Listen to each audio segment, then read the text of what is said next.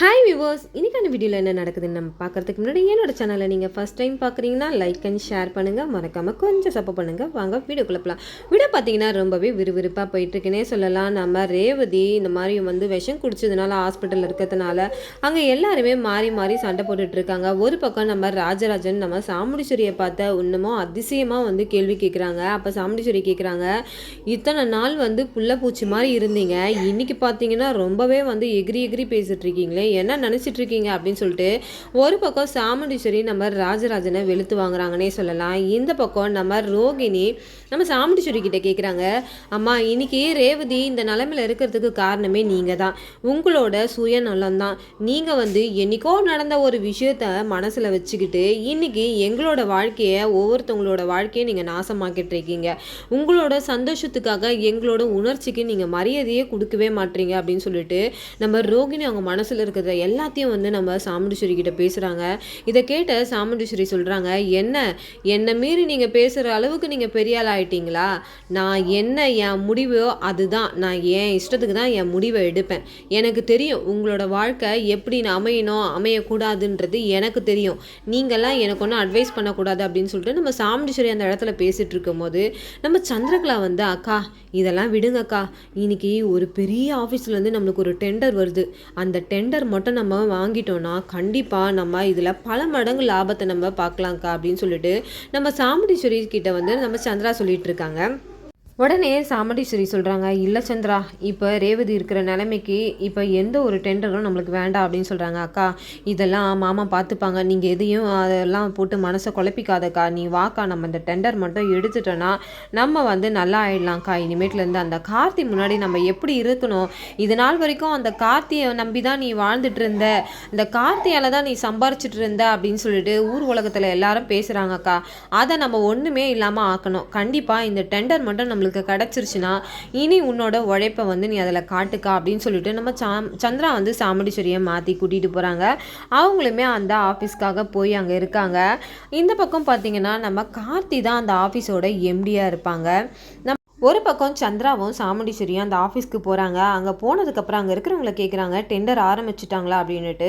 இன்னும் இல்லை அப்படின்னு சொல்லிட்டு கேட்கும் போது அங்கே இருக்கிற ஆட்கள் கிட்ட கேட்குறாங்க, எங்கள் பேர் எப்போ வரும் அப்படின்னு சொல்லிட்டு கேட்கும் போது அந்த இடத்துல அங்கே ஒரு ஆள் சொல்கிறாங்க, உங்கள் பேர் வந்துருச்சு, யாராவது ஒருத்தர் தான் போகணும் அப்படின்னு சொல்லும் போது நம்ம சாமுண்டீஸ்வரி, நீ போறியா சந்திரா அப்படின்னு கேட்கும் போது, இல்லைக்கா நீ தான் போகணும், நீ போனால் மட்டும்தான் கரெக்டாக இருக்கும் அப்படின்னு. இல்லை எனக்கு ஒரு மாதிரியாக இருக்குது, மைண்டே எனக்கு சரியில்லை அப்படின்னு சொல்லும் போது, இல்லைக்கா நீ கண்டிப்பாக அந்த டெண்டரை எடுத்துருவேன்னு எனக்கு நம்பிக்கை இருக்குது அப்படின்னு சொல்லிட்டு அந்த இடத்துக்கு சரின்னு சொல்லிட்டு நம்ம சாமுண்டீஸ்வரியும் உள்ளே போகிறாங்க. உள்ளே வரலாமா அப்படின்னு சொல்லிட்டு கேட்கும் போது வாங்க அப்படின்னு சொல்கிறாங்க. அப்போ நம்ம கார்த்தி அந்த சைடாக திரும்பி இருக்கிறதுனால நம்ம சாமுண்டீஸ்வரிக்கு யாருன்னே தெரியல அப்படின்னு சொல்லிட்டு ரொம்பவே பதட்டமாக இருக்காங்க. நம்மளுக்கு இந்த டெண்டர் கிடைக்குமா கிடைக்காதா அப்படின்னு சொல்லிட்டு, இது எவ்வளோ பெரிய ஆஃபீஸ், இது மட்டும் கிடைச்சதுன்னா நம்மளுக்கு எப்படி இருக்கும்னு சொல்லிட்டு நம்ம சாமுண்டீஸ்வரி ரொம்பவே நினச்சி பார்த்துட்டு இருக்காங்க. இந்த பக்கம் கார்த்தி திரும்பி பார்த்த உடனே நம்ம சாமுண்டீஸ்வரிக்கு அதிர்ச்சி ஆயிடுது. அந்த இடத்துல என்னடா இது, ஒரு டிரைவராக இருந்தவன் ஒரு கம்பெனிக்கு இவ்வளோ பெரிய சொந்தக்காரனா அப்படின்னு சொல்லிட்டு நம்ம சாமுண்டீஸ்வரி ரொம்பவே ஆச்சரியப்பட்டு அந்த இடத்துல நின்றுறாங்க. அப்போ தான் நம்ம ராஜா சாமுண்டீஸ்வரி கிட்ட பேசுகிறாங்க, அத்தை நான் எவ்வளோ பெரிய கம்பெனிக்கு ஆளாக இருந்தாலும் நீங்கள் என்னோட அத்தை தான். ஒரு பக்கம் சாமுண்டீஸ்வரியை பார்த்த நம்ம கார்த்தி எந்திரிச்சு நின்னோனுமே நம்ம சாமுண்டீஸ்வரிக்கு ஒன்றுமே புரியலை. இவ்வளோ பெரிய கம்பெனிக்கு எம்டியாக இருந்துக்கிட்டு நம்மளை பார்த்தோன்னே எந்திரிச்சு நிற்கிறாங்களே அப்படின்னு சொல்லிட்டு நம்ம சாமுண்டீஸ்வரிக்கு ஒன்றுமே புரியாமல் நம்ம கார்த்தியே பார்த்துட்டு இருக்காங்க. அப்போ நம்ம கார்த்தி சொல்கிறாங்க, இந்த டெண்டர் உங்களுக்கு தான், இதில் முன்பகை நம்மளோட சொந்த பந்தன்றதெல்லாம் தாண்டி நீங்கள் இந்த டெண்டருக்காக வந்திருக்கீங்க, அதை மட்டும் நீங்கள் பார்த்துட்டு இந்த டெண்டரை வைத்து நீங்கள் எப்படிலாம் நடத்தணுமோ அப்படி நடத்தி நீங்கள் லாபத்தை சம்பாதிங்க அப்படின்னு சொல்லிட்டு நம்ம கார்த்தியும் அந்த டெண்டரை அவங்கக்கிட்ட கொடுத்துட்றாங்க. ஆனால் நம்ம சாமுண்டீஸ்வரி நம்ம கார்த்தியோட பழைய நிலைமையில நினச்சி பார்க்குறாங்க, இவ்வளோ பெரிய ஆள் நம்ம வீட்டில் எப்படிலாம் இருந்தான், ஒரு டிரைவராக இருந்து வேலை செஞ்சாங்களே அப்படின்னு சொல்லிட்டு அந்த நேரத்தில் அவங்களுக்கு ஒரு மனசில் ஒரு இறக்கம் வருது. நம்மக்கிட்ட இவ்வளோ மரியாதையாக இருந்தால் நம்மளுக்கு எந்த துரோகமும் நினச்சது கிடையாது, நம்ம இந்த பரமேஸ்வரியை மனசில் வச்சுக்கிட்டு தான் இவனை நம்ம இந்த வீட்டை விட்டு திருத்தணும் அப்படின்னு சொல்லிட்டு நம்ம சாமுண்டீஸ்வரியும் கொஞ்சம் கொஞ்சமாக மனசு மாறுறாங்க.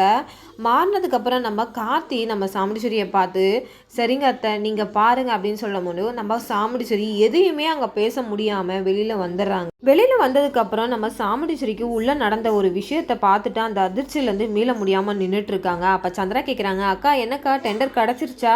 நீ போனால் அந்த டெண்டர் நம்மளுக்கு தான் அப்படின்னு சொல்லிட்டு நம்ம சந்திரா ரொம்பவே சந்தோஷப்பட்டு பேசுகிறாங்க. அப்போ உள்ளே என்னக்கா ஆச்சு, ஏன் நீ இப்படி இருக்க அப்படின்னு சொல்லிட்டு நம்ம சந்திரா கேட்கும்போது, உள்ளே யார் இருக்கா தெரியுமா சந்திரா அப்படின்னு கேட்கும்போது, யாருக்கா இருக்காங்க அப்படின்னு சொல்லும் போது, அந்த கார்த்தி தான் சந்திரா, இந்த கார்த்தி தான் இந்த கம்பெனிக்கு எம்டி சந்திரா அப்படின்னு சொல்லும்போது, என்னக்கா சொல்கிற, அவன் ஒரு டிரைவர்க்கா, அவன் போயிட்டு இதுக்கெல்லாம் இதுவாக இருப்பானா அப்படின்னு சொல்லும்போது, இல்லை சந்திரா இந்த கம்பெனிக்கே ஓனரே அவன் தான் அப்படின்னு சொல்லிட்டு சொல்லும்போது நம்ம சந்திரா ரொம்பவே அதிர்ச்சி ஆயிடுறாங்க. எனக்கு என்னமோ நான் தப்பு பண்ணிட்டேனோன்னு எனக்கு தோணுது சந்திரா அப்படின்னு சொல்லிட்டு கேட்கும்போது, என்னக்கா சொல்கிற அப்படின்னும் போது, இல்லை அவன் நம்ம வீட்டுக்கு எல்லா விஷயத்துலையும் நல்லது தான் பண்ணியிருக்கான். இது வரைக்கும் அவனால் எந்த கெடுதலும் நடந்ததும் இல்லை. நான் அவனை தவறாக புரிஞ்சுக்கிட்டு இது பண்ணிட்டனோ அப்படின்ற ஒரு தவறு எனக்கு மனசுக்குள்ளே உறுத்திக்கிட்டே இருக்குது அப்படின்னு சொல்லும் போது நம்ம சந்திராவுக்கு தூக்கி வாரி போட்டுருது. நம்ம என்னடா இது, இந்த கார்த்தியை வீட்டை விட்டு வெளியில் அனுப்பி இவளோட சொத்தை நம்ம அனுபவிக்கலான்னு பார்த்தா இவன் என்னன்னா இவனுக்கு துரோகம் பண்ணிட்டேன்ட்டு நினச்சிட்டு இருக்காளே, இது தப்பாச்சே.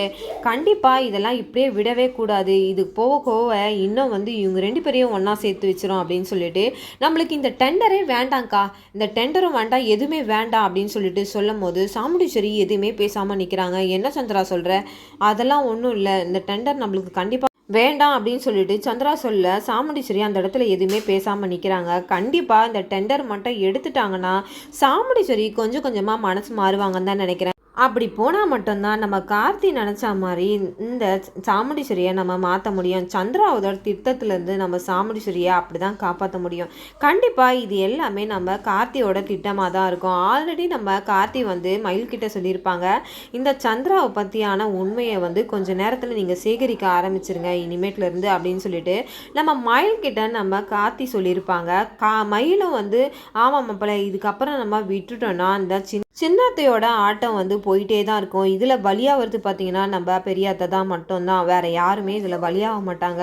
அவங்களோட சொத்து எல்லாத்தையும் இந்த சந்திராத்தை எல்லாத்தையும் விற்றுட்டு அவங்கள ஒன்றும் இல்லாமல் ஆக்கிடுவாங்க அப்படின்னு சொல்லிட்டு நம்ம மயிலும் நம்ம கார்த்திகிட்ட சொல்லியிருப்பாங்க.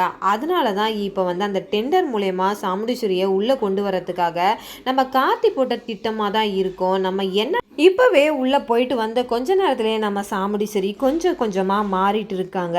இந்த பக்கம் பார்த்தீங்கன்னா அந்த அதிர்ச்சியிலேருந்து அவங்க மீள முடியாமல் வீட்டுக்கு வராங்க. வீட்டுக்கு வந்ததுக்கப்புறம் நம்ம ராஜராஜன் கேட்குறாங்க, என்ன ஈஸ்வரி ஒரு டெண்டருக்காக போனியே, அது என்ன கிடச்சிருச்சா அப்படின்னு சொல்லிட்டு கேட்கும் போது நம்ம சாமுண்டீஸ்வரி அந்த இடத்துல எதையுமே பேசாமல் நிற்கிறாங்க. ஒரு பக்கம் நம்ம ரேவதி கிட்ட போய் கேட்குறாங்க, இந்த மாதிரி நான் டெண்டர் எடுக்க போனல அந்த கம்பெனி யாருது தெரியுமா ரேவதி அப்படின்னும் போது, எனக்கு இதை பற்றிலாம் எதுவுமே வேண்டாமா, நீங்கள் பண்ணதே எனக்கு போதும், இதுக்கப்புறம் என்னை தனியாக விடுங்க அப்படின்னு சொல்லிட்டு ரேவதி அந்த இடத்துல சொல்லிட்டு இருக்காங்க.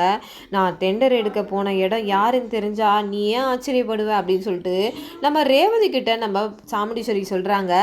இந்த மாதிரி நான் அந்த ராஜாவோட கம்பெனிக்கு தான் போனேன் அப்படின்னு சொல்லும் போது நம்ம ரேவதி பார்க்குறாங்க நம்ம சாமுண்டீஸ்வரியை. நான் ஏதோ தப்பு பண்ணிட்டேனோ அப்படின்னு சொல்லிட்டு ஒரு வாட்டி கேட்கும் போது நம்ம ரேவதி சொல்கிறாங்க, நீங்கள் நினச்சா எனக்கு கல்யாணம் பண்ணி வைப்பீங்க, நினச்சா வேணாம் சொல்லுவீங்க, நீங்கள் இழுத்த இழுப்புக்கெல்லாம் ஆடுறதுக்கு நீங்கள் நான் வச்ச பொம்மையாமா அப்படின்னு சொல்லிட்டு நம்ம ரேவதி அவங்கள பார்த்து கேட்குறாங்க. நம்ம சாமுண்டீஸ்வரியும் அந்த இடத்துல ஒன்றுமே பேச முடியாமல் நிற்கிறாங்க. ஆனால் கூடிய சீக்கிரத்தில் நம்ம கார்த்தியோட திட்டம் தான் இங்கே பழிக்கும்னு நினைக்கிறேன். நம்ம சந்திராவோட திட்டத்துக்கு நம்ம கார்த்தி ஒரு வழியை உண்டு பண்ணுவாங்கன்னு தான் நினைக்கிறேன். நம்ம பொறுத்திருந்து பார்க்கலாம் இதுக்கப்புறம் என்ன நடக்குதுன்ட்டு. இந்த வீடியோ உங்களுக்கு பிடிச்சிருந்தா மறக்காமல் உங்களோட கமெண்ட்களை என்னோட கமெண்ட் பாக்ஸில் தெரிவிங்க. அப்படி வீடியோ பார்த்துட்டு இருக்கங்க எல்லாருமே என்னோட சேனலை சப்ஸ்கிரைப் பண்ணுங்கள். தேங்க்யூ.